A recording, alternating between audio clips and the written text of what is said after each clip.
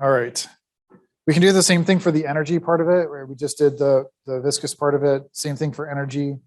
We'll walk through this pretty quickly. So let's look at what we have here. So often what we care about for energy is not, again, velocity, or sometimes we care about the temperature for sure, but often we care about the heat transfer coefficient. So let's do this analysis like we just did for shear stress with the heat transfer coefficient. So we write the heat transfer coefficient as follows. H is equal to, let's see, Q dot double prime S, that's our surface heat flux, divided by the temperature difference, which is T S minus T infinity.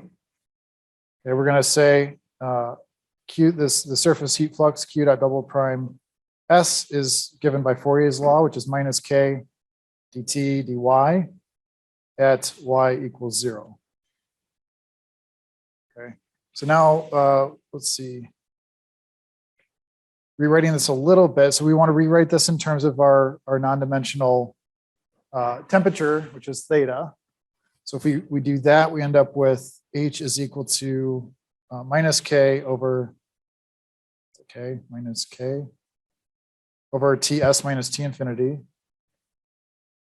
times our derivative in terms of theta. So that's going to be d of theta times T infinity minus Ts d, what is dy? So it's going to be dy tilde times L. All of that's going to be evaluated at y tilde equals 0. Right, that's our same relationship, just re-expressed in terms of theta.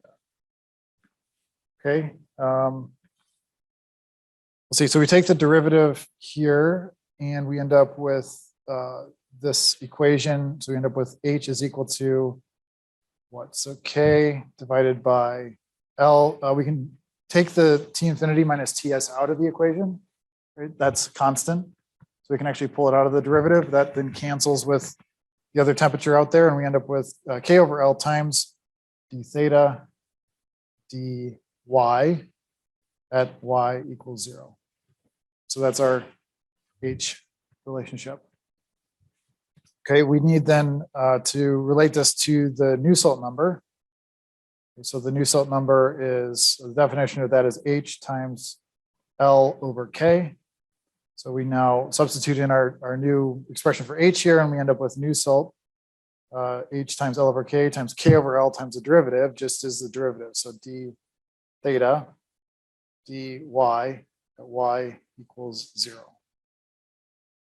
Okay, actually, we'll stop and look at that for a second. So we remember before we define the Nusselt number as kind of this length ratio, right? We also see that the Nusselt number is actually just the normalized temperature gradient at y equals 0 in the fluid. Right? So that's a different way of thinking about it, but it's also kind of equally valid. Yeah.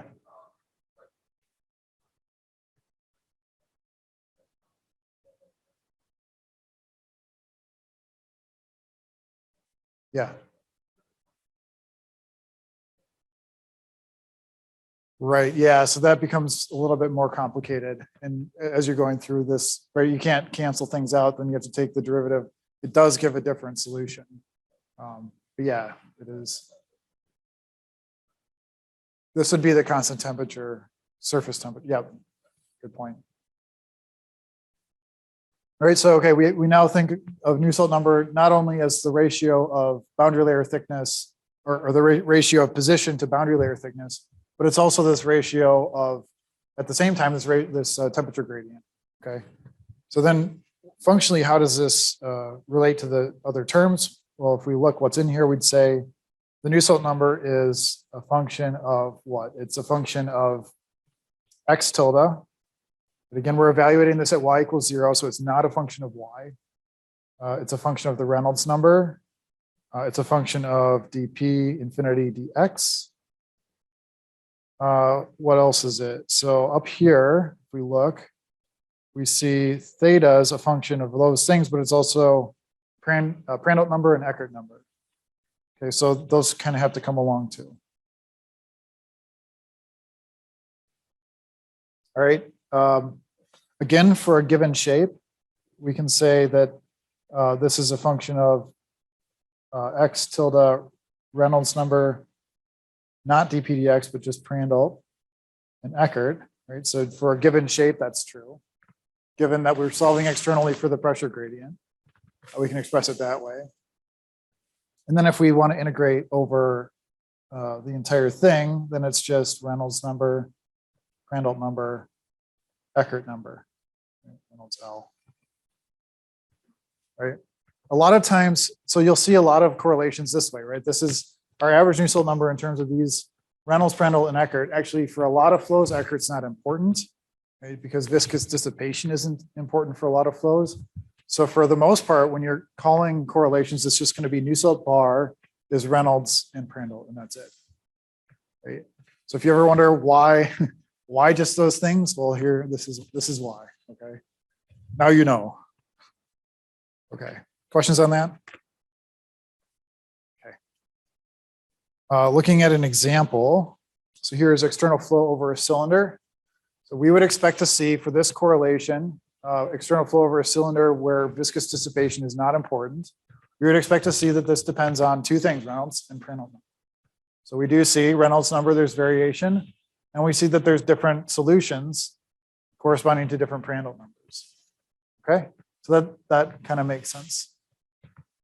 If you're using ease, you'd go and plug in those values, and ease does this tabulation for you. If you're using a textbook, you would just look it up off the chart this way.